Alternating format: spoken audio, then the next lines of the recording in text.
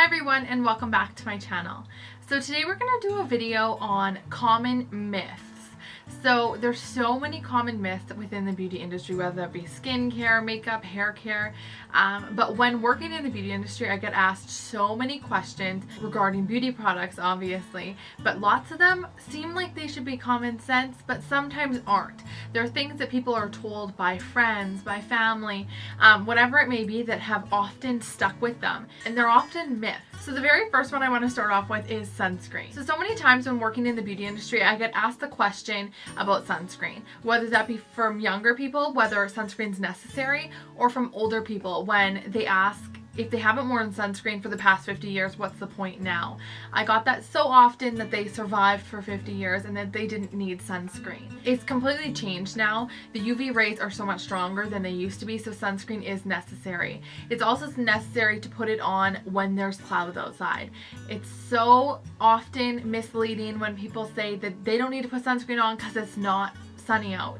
That's not the way it works. If it's cloudy, the UV rays still come through, as well as if you're in a car, if you're in an office with windows, you still get the UV rays, as well as you get UV rays from fluorescent lights. The lights that I'm sitting in front of right now have UV rays, so things like that can not only cause cancer but also cause skin damage. So sunscreen is essential. It is something where you can put on at any age. It's easy to start sunscreen. You can put it on during your everyday skincare routine. So right before you apply makeup and right after you're finished all your moisturizers, you put on a sunscreen. The one that I particularly like is the Roche Posay sunscreen. So this one's specifically made for the face. It is a 60 SPF. It protects you against UVA and UVB rays. So this one is highly recommended from me. It's very thin, it's lightweight. So when you put it on before your makeup, it doesn't leave like a thick film. It doesn't wreck the makeup that you're going to put on eventually. So this is a good recommendation if you are a makeup wearer. Even if you aren't a makeup wearer, this is also a very great sunscreen. And with that being said, once you do apply sunscreen, any sunspots that you may previously have had or sunspots that may happen in the future can get visibly reduced. So they're not going to go away by any means, but they will lighten. So the more you wear the sunscreen, the lighter they're going to get, because not as much UV rays are going to be hitting those to darken them up.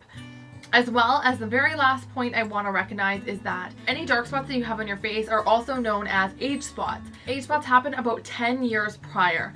So right now, if I wasn't wearing sunscreen at age 21, my age spots would have happened at age 11. So age spots take 10 years to produce and to come to the surface of the skin. So it's important to use sunscreen now, even if you don't have the age spots, because in the future, in 10 years, you may. Another common myth that I often hear when working in the beauty industry, more often than you may think, is that mature people with mature skin cannot wear shimmery shadows, cannot wear any glow on their skin, and that is a huge myth. Especially being a makeup artist and doing it every single weekend, I find that glitter eyeshadows are such an asset to so many mature skins, just because mature skin has lost a little bit of that glow, that radiance, so it looks a little bit more dull sometimes.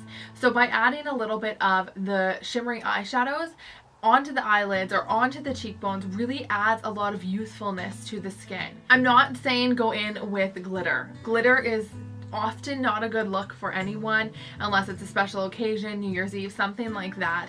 Glitter's hard to pull off, but I'm saying something like a beautiful shimmer eyeshadow, and I will put in a swatch here so you guys can see, but these are both beautiful. They're like a coppery rose gold shade that work for so many skin tones. They also look wonderful on hooded eyelids. So sometimes people with hooded eyelids often find that it's hard to emphasize their eyes because they don't want to put lots of eyelashes on, as well as they don't want to do a big wing eyeliner.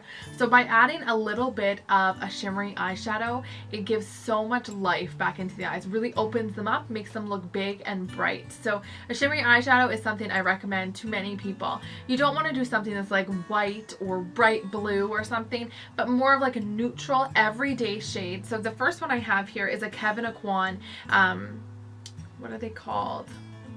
This is a Kevyn Aucoin Loose Eyeshadow Shimmer Pigment. So it's a rose quartz. So this is just a rosy coppery tone.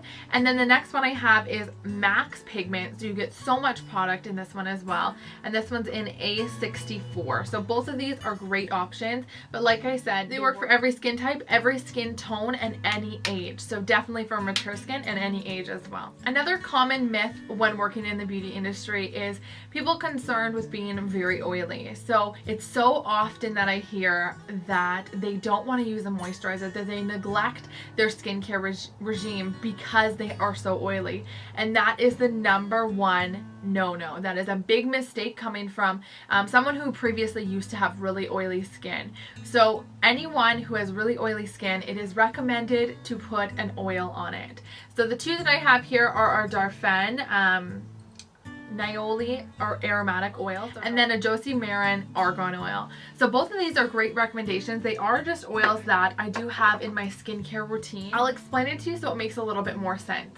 When you neglect doing your skincare routine, your skin's very confused. It's unsure if it's dry, if it's oily, it's combination. It's unsure what it actually is. When you stick to a skincare routine, it gives your skin a little bit of understanding of where it's supposed to be, how much it's supposed to be hydrated, and what your typical skincare routine is. So if you only do skincare 1 day a week, then your skin's gonna be very confused. If you do it every single day, then your skin's gonna go back to its normal state.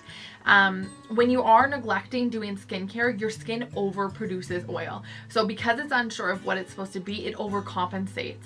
It makes so much oil that your skin seems so oily and overproducing that oil. So sometimes people don't believe that if you put an oil on top of an oil, it's going to make it more oily. That's not the case, because something like the oils that I did show you guys have antioxidants in them. They have vitamins and minerals that are going to help balance out the skin. They're also going to give you lots of hydration. So by putting an oil into your skin, it helps counteract any acne that you may have, any blemishes that may occur, as well as it helps clean out the pores, because anything like an oil is antibacterial. So it's going to clean out those pores so quickly that all of that oil and all of that extra grease that you're accumulating on your face will become lower. For example, I used to not do skincare all the time. Before working in the beauty industry, skincare wasn't on my radar. So I had really oily skin in my T-zone. So all of my nose and all of my forehead, I was super oily. But after taking care of my skin for a couple years, I realized that my skin's normal. My skin isn't overproducing oil. It isn't underproducing oil. It's normal. So often when people have something like acne, they strip their skin. They use harsh acids or toners or salicylic acids in their cleansers, but that strips the skin, strips all the oils. It's like stripping your hair from all of its natural oils. So when you do that, it's harmful. So when you add something like an oil, it more hydrates the skin. It helps it bring back its life and stop overproducing oil. But if you are oily and you don't often use a skincare routine right now, try using a skincare for 2 weeks. Try it for 2 weeks straight and let me know what changed. Let me know the changes that you see in your skin, and you'll see a drastic difference. So try it for 2 weeks and let me know. So the fourth myth out of the 5 here today is that if you haven't started skincare before, that you never should. That's so often said because someone comes in and they want to start something, but they said, I haven't done it for the past 50 years. Why would I start now? So that is something where it's hard to convince someone that they should be putting skincare on their skin. It's hard to convince someone that it's needed, that it's necessary, what's their concern with their skin, because nothing is going to change unless that person wants it. It's very hard to put someone on a skincare regime without them doing it for the past many years. So you always want to start off with something small. So if you're someone who doesn't often do skincare, start with a small skincare regime. Make sure you're cleansing, make sure you're toning, and make sure you're moisturizing. That's the smallest skincare routine that you may have, and start with that. See if you can handle that. And that's what I often, because you can always start somewhere. It is so underestimated how much skincare actually means for your skin and how much nutrition will bring to your skin. So if you haven't started it, you can always start. And the fifth myth that I often hear and that I see on YouTube, on Instagram, that kind of thing, is that high-end products are always better than drugstore products or lower-end products. And that is 100% a myth. There is many products that I would recommend that you spend a little bit more money on. Something like a foundation. A foundation sits on your skin all day. It sits there, it sits in your pores. If you don't use a good foundation, something with a lot of chemicals and minerals that aren't good for your skin is sitting on your skin and seeping in throughout the whole entire day. But something like a mascara, I love my cheap mascaras.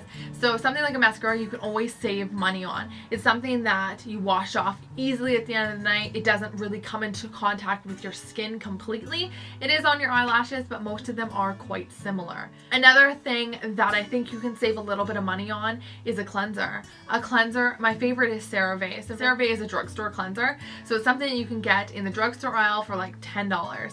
It's my all-time favorite cleanser, and it's something that's so affordable. But something like a serum or an eye cream is where I would spend a little bit more money, because it really seeps into your skin. It sits on your skin all day or all night, as well as it has like the antioxidants, the higher technology in it. Something like that where you don't just cleanse your face and it wipes off is where I would spend that little bit extra. So those are the top 5 myths that I hear every day when I go to work and every day when I help clients. Those are the 5 concerns that they do have, the 5 questions that I do explain all the time. So if you guys enjoyed this video and you learned something new, be sure to give it a thumbs up. If you are new to my channel, be sure to subscribe so you get notifications every time I make a new video. So thank you so much for watching. I hope you enjoyed it, and I'll see you soon.